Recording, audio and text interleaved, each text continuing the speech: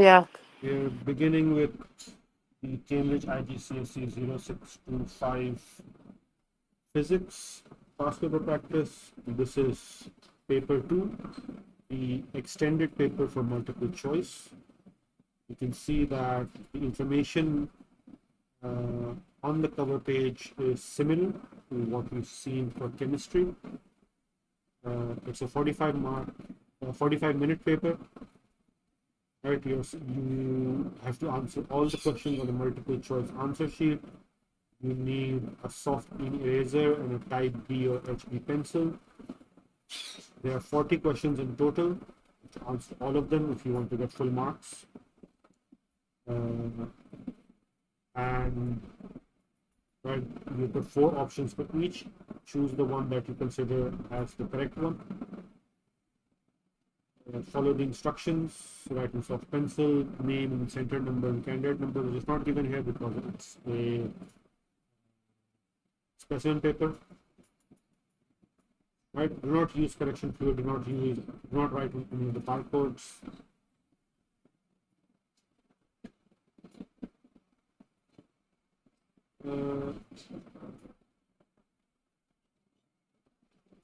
Weren't we supposed to wrap up the last class paper? It's physics, right? It's not physics. Okay. Sorry, my bad. So you may use the calculator, so that's a relief. You may and you should. Don't forget to take your calculator and take the weight of 1 kilogram to be 9.8 newtons and acceleration of free fall to be 9.8 meter per second square. So they've given you that. That should be what you're working with. This document has 14 pages. You check, you go all the way to the end. It has 14 pages. Right? It does not have any formula sheet. You don't need the periodic table. Right? So, just questions. So let's start. Next question 1. The length of string is measured between 2 points on a wheel. What is when the length of string is wound closely around a pen? It goes around 6 times. What is the distance around the pen? It's a very simple math question.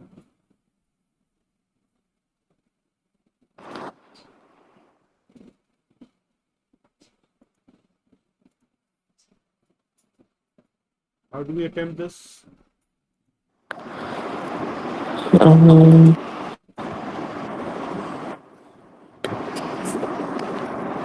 Hmm? just somewhere.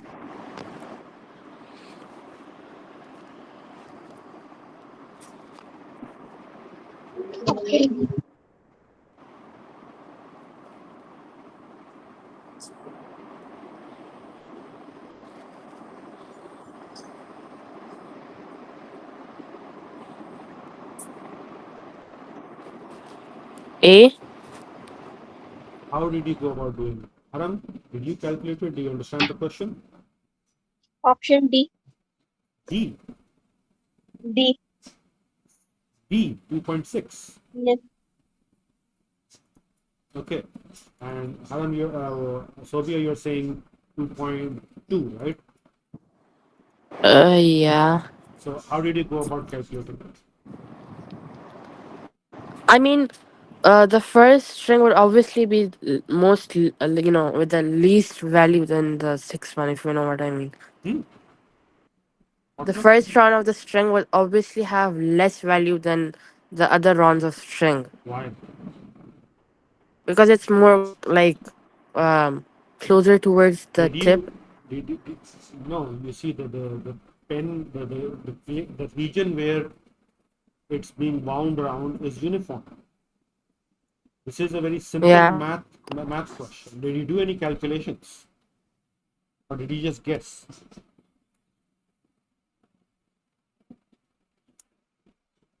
Hmm? Haram, how did you conclude that it's 2.6? I said 15.6. You said 15.6. Yeah, option D. D. So D is the answer. Because I just multiplied it by 2. Sorry, could you speak a little louder? I can't catch what you're saying. I just multiplied it by 2, then I got the answer. You multiplied what by 2? Like numbers in the ruler. Okay, I really don't know what you guys are doing. Uh, it was just like the concept that I had back then. Okay, see, a length of string is measured between 2 points of a ruler. So the first thing you do is you measure the length of the string, right? What reading is at this point? Or what's the reading in centimeters? 15.6. 15.6. And what is Yeah, the reading over here at the start? 2.4. 2.4. So what is So we the minus that. So we minus that. So it's 13.2. yes, so you do 15.6 minus 2.4 and you get 13.2. So that is the length of the string. Then they tell you when the length of string is wound closely, so it's tightly done, not loosely, closely around the pen, it goes around 6 full times. And you can see that, right? Even though it's half an hour, it starts at half and ends at half. So that's one complete turn. And then you got 5 turns in between. What is the distance around? Basically, they're asking what's the circumference of the pen, right? Because it's round. And so if the string is going around 6 times, you divide 13.2 by 6 and you get 2.2 centimeter, which is the answer. Which my answer was correct. Your working was not. But the answer was That's called being lucky. no, it's not. Right, Haran? Yeah.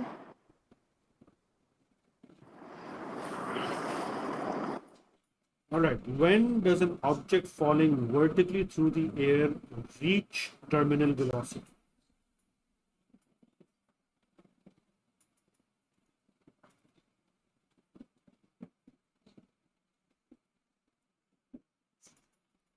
Option D. When the air resistance is greater than the weight? If, Yes. if the air resistance is greater than the weight, then the object will start going up.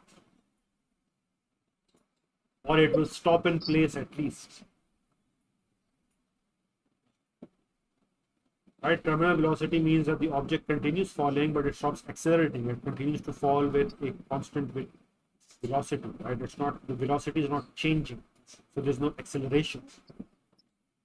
Isn't that a uniform velocity? Isn't it what? Can I? Haram, isn't it what? Uniform velocity. Huh. So yes, but right,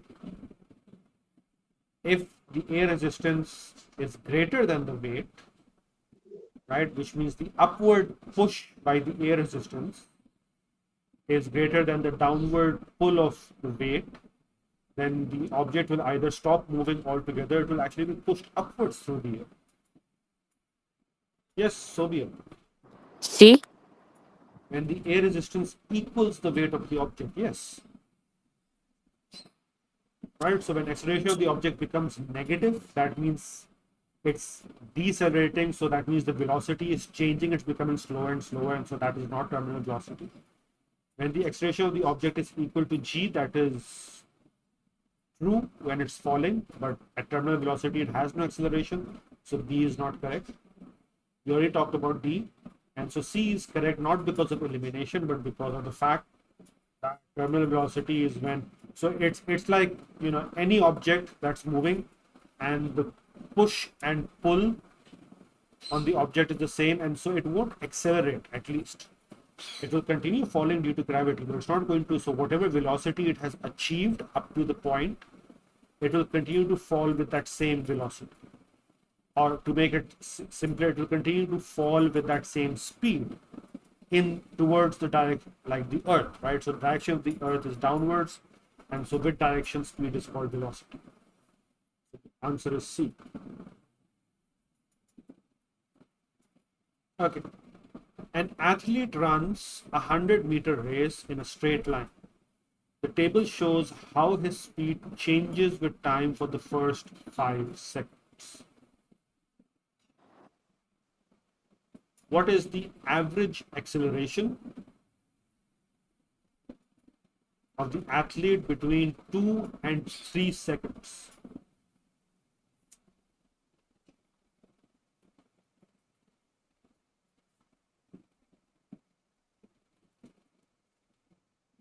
What's the formula of acceleration? Acceleration is final velocity minus initial velocity over time taken. Okay, thank you. 1.6. Yes.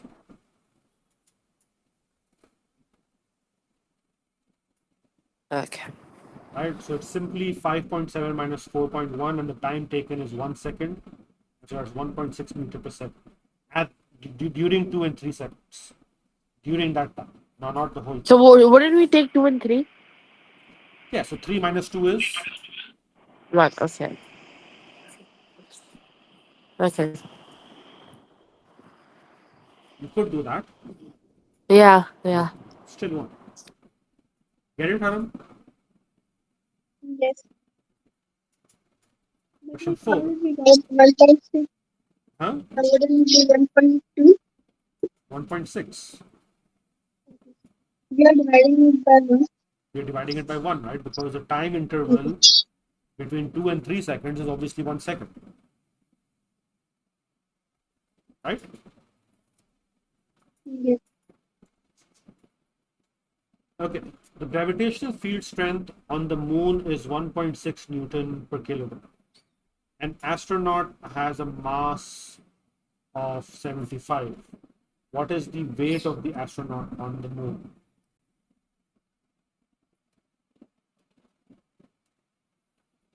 Option C. Option C, 120. Yes. Soviet? Can you give me 2 minutes to calculate? I want to see it. We have a calculator, right? Yeah, I am doing that.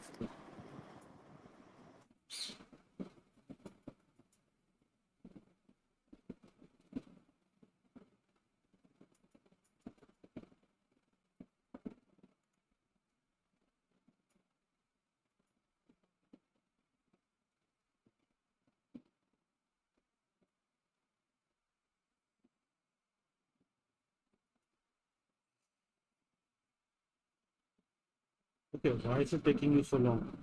C. So yeah, I agree with Adam. C. You agree with it is C. Uh,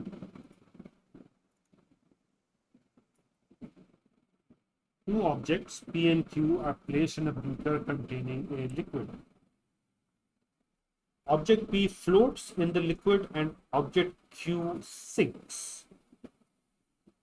Which role for the densities of object P and Q and the liquid is possible? P floats, Q sinks.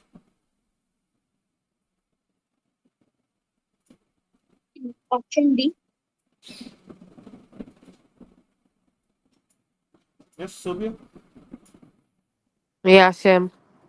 Right, so it's not like you don't know the actual value, right? The only thing you need to see is that the density of object P should be less than the density of the liquid, so it will float, and the density of object Q should be greater than the density of the liquid, and so it will sink.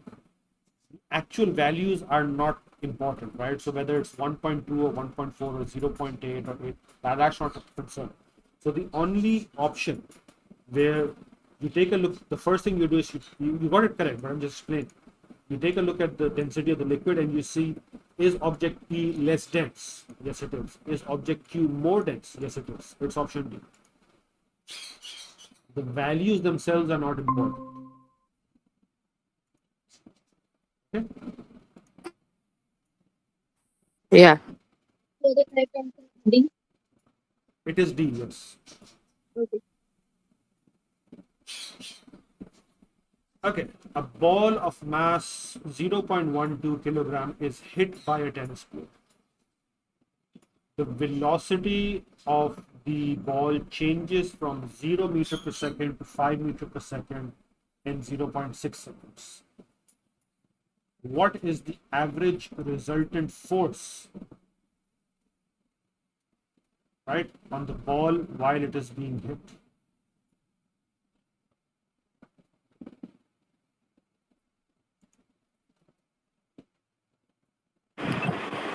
A. How?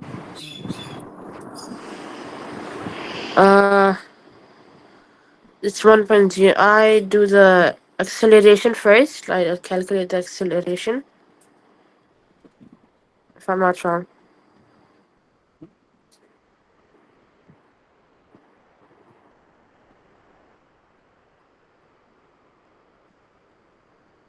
Hello. Yes, yes, yes. Go on. Am I wrong? So you calculate the acceleration. So you did 5 minus 0 divided by 0.6 and you got Yes. Yes. Yes. 8.3333. Yeah. And then you did force is mass times acceleration. Yeah. Yeah. So you multiplied 8.333 times 0.12 and you got 0.999999, which is 1 Yeah. meter. Yeah. Yeah. Right? So A is the answer, correct? But we also did resultant force, remember? It was, I believe, in momentum. Yeah. I think. Yeah.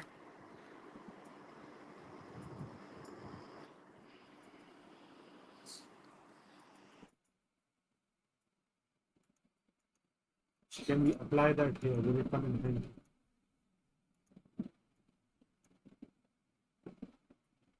F is delta mv Oh yeah. Yeah. over delta t, right? So So you're saying I 0.12, could have just directly do that with that formula? it would have been 0.12 times 5 divided by 0.6, which is the same thing, basically. It's the same But thing, more quicker, I guess. perhaps. Okay. It says over here, for some problems, it is more useful than F equals to MA, right? I mean, it would have been a one-step process, but yeah, since it didn't require a lot of calculations and you did it fine, so I guess it's okay. All right, question 7. We need to zoom out for this one. A balloon and a mass are attached to a rod. So this is turning effect, right? You should be able to immediately recognize what concept they are dealing with.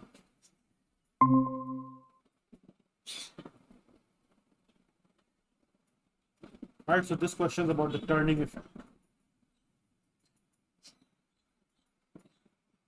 So a balloon and a mass are attached to a rod that is pivoted at a fixed point P over here. Right? The balloon is filled with helium, which is a gas that is less dense than air. The balloon filled with helium applies an upward force on the rod. The rod is horizontal and in equilibrium. Right? Which action causes the rod to rotate clockwise?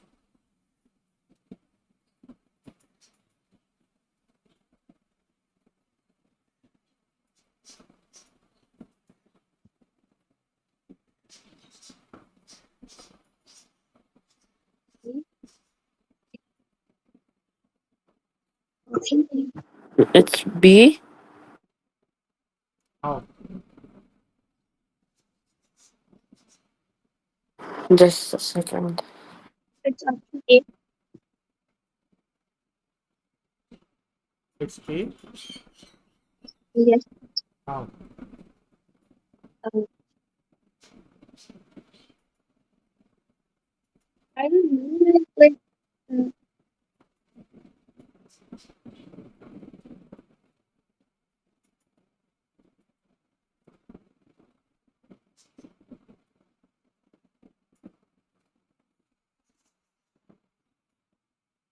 Once the balloon is applied upward force, that's it. Okay, so remember the formula for turning effect of force.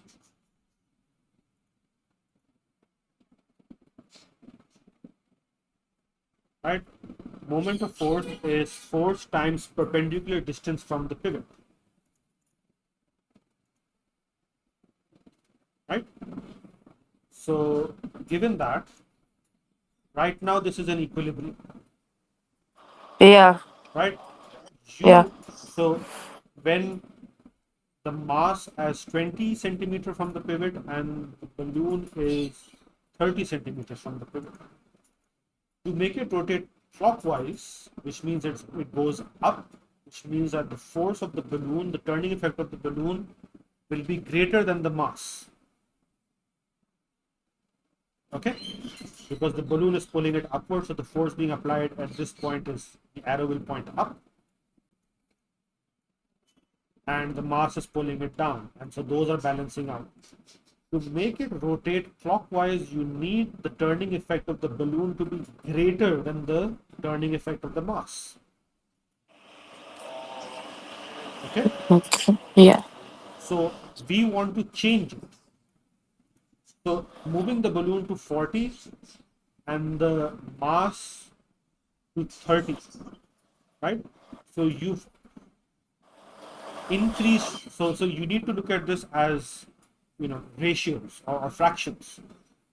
If it's at 30 and you increase it to 40, you've only increased the turning effect because the mass is the same. So you've increased the turning effect by 1/3.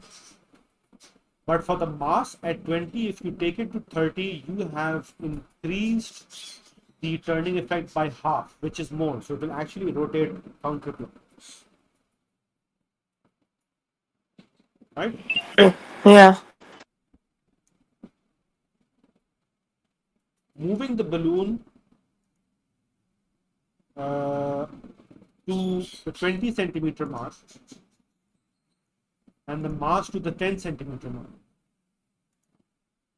Right? What that will do, so you've decreased the turning effect of the balloon by 1/3.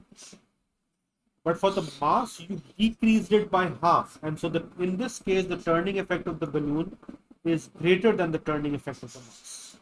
And so it will go up and it will rotate clockwise, which is what you want.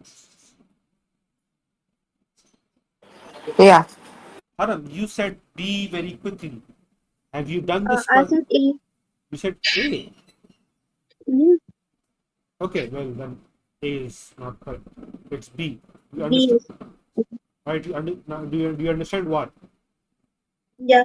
Right? We can't actually calculate what the moment of force is because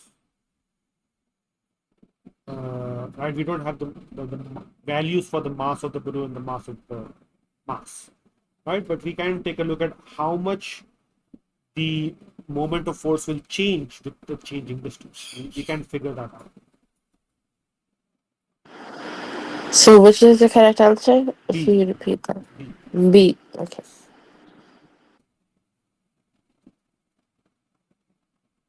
All right. Question 8. This is about equilibrium, perhaps? No, center of gravity, right? So a hole is made in a square tile of uniform thickness. The diagram shows the tile hanging loosely on a nail. Where is the center of gravity of the tile?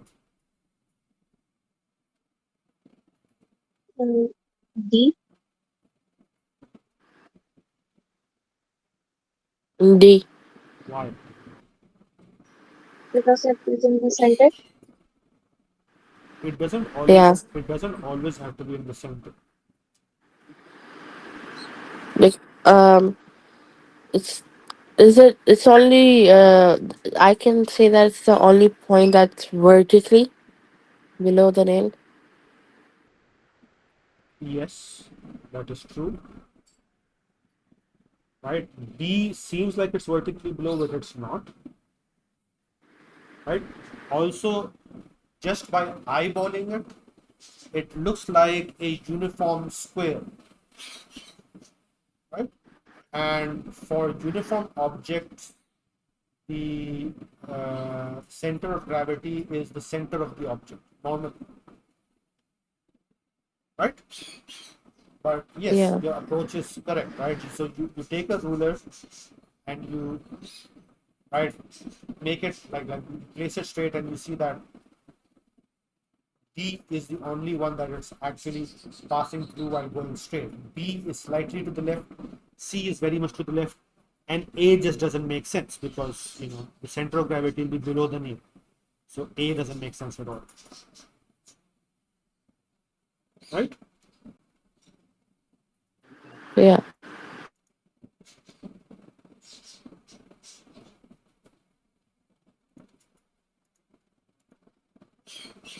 Okay. Question 9. An object of mass 0.16 kilograms is moving forward, at a speed of 0.5 meter per second. A second object of mass 1 kilogram is at rest. The first object strikes the second object. After the collision, the second object moves forward at 0.5 meter per second. What is the speed of the first object after collision? It's about momentum. It is about momentum. So momentum is mass times velocity, right? What is the momentum of the first object?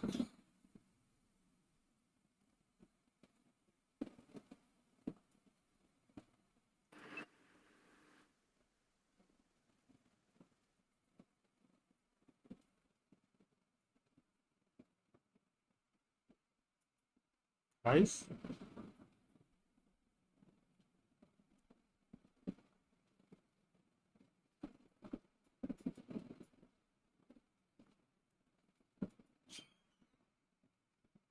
Hello? Um, What's the momentum of the first object? then please give me a second. Hmm? The formula would be Momentum is mass times velocity. Mass times velocity. So that would be 0.16 multiplied by 0.5.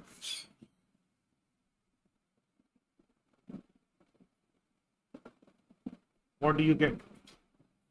0.08. 0.08 kilogram meter per second. Right? The second object is at rest. So that is 0, obviously. Right? 0.1 times 0 is 0. So the total momentum initially is 0.08. After the collision, right, the second object that has a mass of 0.10 is moving at 0.5. So 0.1 multiplied by 0.5 gives you 0.05. Remember that momentum is always conserved, right? Yes. So out of 0.08, now after the collision, the second object has a forward speed of 0.5. The momentum of the second object after the collision is 0.05. So what's So the 0.08 minus 0.05. which is 0.03? That's the momentum of the first object, right? So Yeah. to find the speed, you will divide the momentum by its mass. So So 0.03, 0.03 divided by 0.16. which is giving you 0.1875. So which option is Which, correct? so when you round it off, so it's 0.19. Should be. And that would be the correct answer, Okay. right? Yeah. Okay.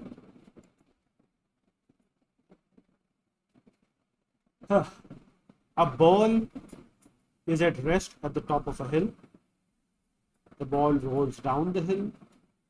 At the bottom of the hill, the ball hits a wall and stops. Which energy change occurs? Now, right, in this one, you can easily eliminate two options. Which two options are you going to eliminate? C and D. Why? Because of gravitational potential energy decreases with height. So this would be So, the main reason. Yes, so for option C and D, they're starting with kinetic energy, although the question is telling you that it's at rest at the top of a hill. So you cannot start with kinetic energy. And so C and D are automatically eliminated, right? So you have options A and B, right? You're starting with gravitational potential energy. Now, which one would you pick? Would you pick A or would you pick B? B. B, right? Soviet? Yeah, B. Why?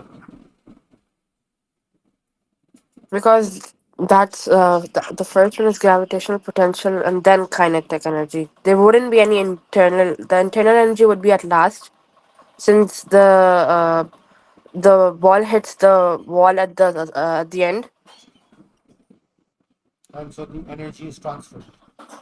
Yeah, All comes to a stop, yeah. right? When it's rolling down the hill, it's obviously in motion, and so that is kinetic energy. Okay, so B is the answer. Yes. All right. A man climbs a ladder. Which quantities can be used to calculate the useful power of the man?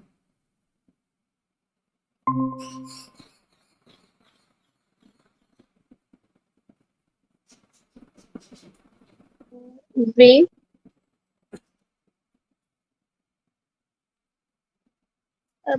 C and D would be like eliminated. E and D would be eliminated.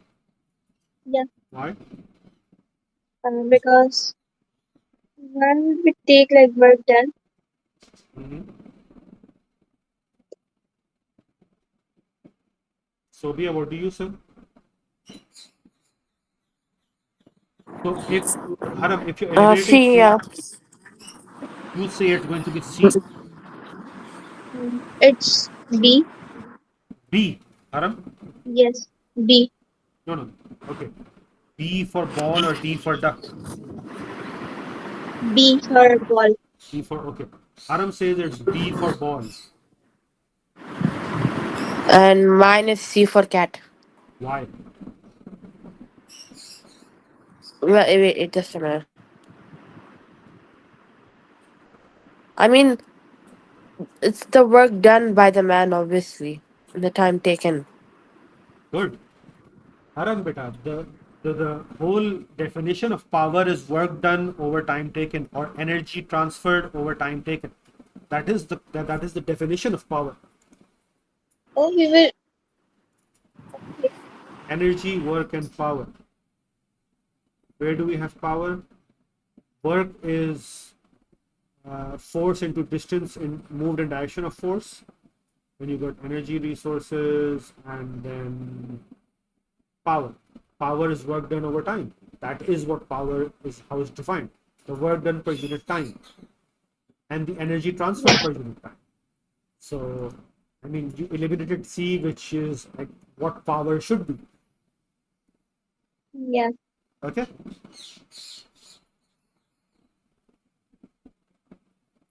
All right. We are making quicker progress than we were with chemistry. That's nice. Yeah. Okay. Question 12. A student uses her thumb to push a drawing pin into a notice board. The pin goes into the board but does not penetrate her thumb. What does penetrate mean? Penetrate meaning that it does not go into her thumb, Okay. right? Which statement explains this? D. The pressure of the pen on the notice board is greater than the pressure of the pen on her thumb. B. B for ball. Yeah. The force exerted by the pin on the notice board is greater than the force exerted by the pin on her thumb. Mm, okay. Now, My answer was D for duck. yeah, That's it. right now you need to have like a thumbtack in mind, right? The thumbtack has a pointed pin, and the other side where you're pushing it is broader, right? So like you guys know what a thumbtack looks like, right? Yes. Sophia? Yeah. Yeah. Right? So you're obviously pushing it from the side that is broader. The force that you're applying is an unbalanced force. So the force that you're exerting from your thumb, which is going into the board, is greater, right? So the pin is the force that the pin is applying on the notice board, right, is the force that the thumb is applying on the pin. And it is an unbalanced force, right? The pin itself is not applying any force over there. So basically it's pressure, right? Okay. So because the surface area of the pin is very, very small as compared to the broader end where it's being pushed. And so the force, if we even consider it to be balanced, right, which is not, but still, right, because motion only happens when there's an unbalanced force, right? I mean, in this case, you would say, well, it's only going in because the space in the notice board, between the material that the notice board is made of, etc., etc. But, right, so even if you consider it to be balanced, the pressure on the side of the pin, because it's force upon area, so the force is the same, the area is less for the pin, and so the pressure will be greater as compared to the pressure that the thumb is experiencing because the area over there is more. So the pressure will be less. And so the answer should be B. Yeah.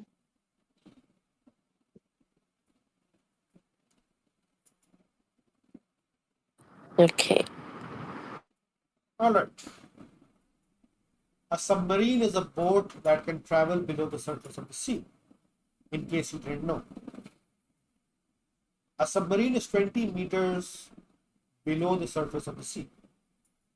The pressure due to the seawater at this depth is P. On another day, the submarine is 26 meters below the surface of fresh water. The density of seawater is 1.3 times the density of fresh water. What is the pressure due to fresh water at a depth of 26 meters?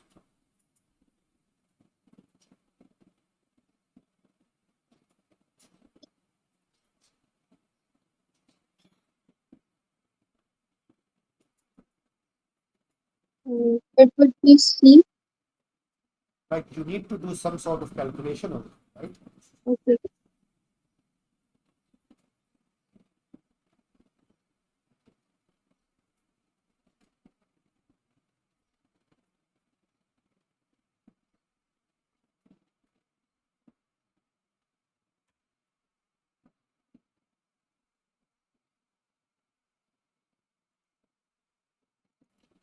Okay, so we've done a bit of calculation over here, right? So this is the density, like the pressure in the salt water, right? The density is 1.3 times the fresh water. G is obviously constant, and the depth is 20 meters, so you're getting 26 G. For fresh water, we're taking density as 1 because salt water is 1.3 times that, so times G times 26, and you're getting 26 G as well. So the pressure at both depths is the same, which is given in the question. Right, and so with that, your response is going to be B, which is the pressure is going to be the same as the pressure in the salt water, which By the is, way, you're sharing yeah, your yeah, I know, I know. whiteboard. Yeah. Uh, Google Meet does not, it has issues with Adobe, so it takes time to show. Right, so the pressure in the fresh water is the same as the pressure in the salt seawater at that depth, which is P.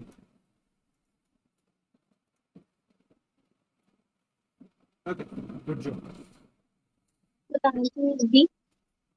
For what? Question 14? Question 13. 13 is B, yes. Uh, Right? Question 14. When a particle of a gas collide, sorry, when particles of a gas collide with the wall of a container, the wall experiences a pressure. What is the cause of this pressure? B. B and C would be eliminated.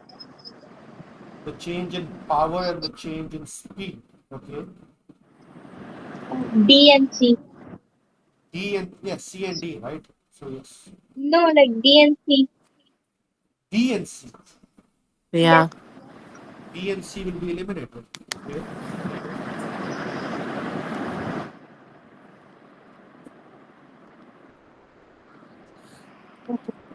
Energy My and answer is B. when like when the time increases, the particles tend to collide with the walls of the container. Yeah, I mean the energy of the particles, right? How does the energy change? Energy changes when like the temperature increases. Are they are they mentioning a change in temperature? No. Then So the D would be the answer. are they mentioning a change in like speed? Like how is speed related to pressure? Mm, speed, Now you're I just don't know. now you're just guessing. Yeah. Okay.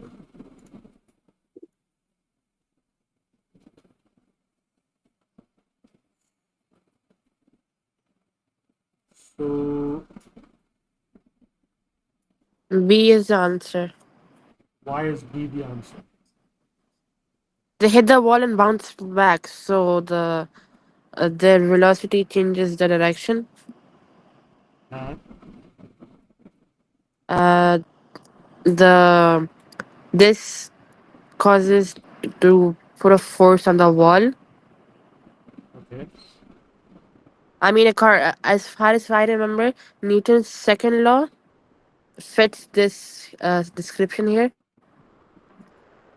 The rate of, correct me if I'm wrong, rate of change of momentum, the force. Yes, I'm actually trying to find the book exactly where we did that.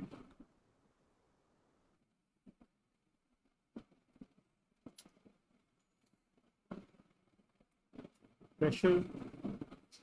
It's about pressure, so it's force upon area, liquid pressure, hydraulic machines, pressure on liquid, pressure on thermal energy, thermal physics.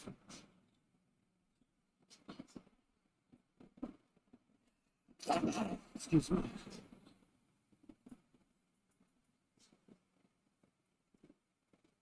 So I'm a bit lost.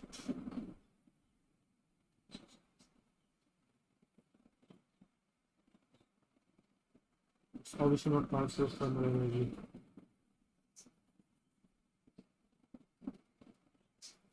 Okay. So when particles of gas collide with the wall of a container, the wall experiences a pressure. Right? What is the cause of this pressure? Right? The energy of the particles not necessarily changing. Right? Power is work done over time.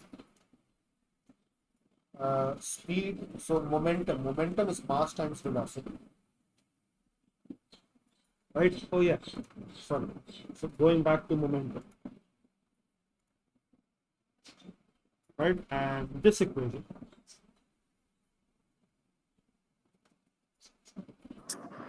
So Right? my answer was correct? Yes. Okay. Right? So the momentum will change, right? There is a change in velocity first of all, right? So what you need to be careful about, it's not a change in speed, it is velocity, right? Speed and velocity is Yeah. scalar and vector, so that's one thing, right? The momentum is changing, so that they hit at a certain velocity, the mass is the same, and they bounce back at a certain velocity, the time it takes, and so that is the force. right? Or you can write it this way, right? And then pressure is force upon area. So when the momentum changes, you have a force that is being applied on that area where of the wall where the particle is colliding, and so that is exerting a pressure. Yes, Okay, so it is change in momentum. because like the particles split with each other as well. Could you repeat that for me? The particles split each other as well. That's how the change in momentum would be. Okay, I still couldn't catch all of that, but the particles are, when they're colliding with the wall, they're coming in with a certain velocity, and then they're hitting the wall and they're going back with a certain velocity. The mass of the particle is not changing. The velocity of the particle will change, right? And that will cause a change in momentum, right? Momentum is conserved overall, so some of that energy is transferred to the wall, right? Some of that momentum is transferred to the wall of the container, and so that generates a force. And if you consider the area at which the particle is hitting, which is small, obviously, but you provide the force that is being exerted, you will change in momentum by the area at which the particle is colliding, you will get pressure. So that is what exerts pressure in a container with a gas, right? Or technically other objects as well. Okay, so I'll stop here. We'll continue this tomorrow. All right.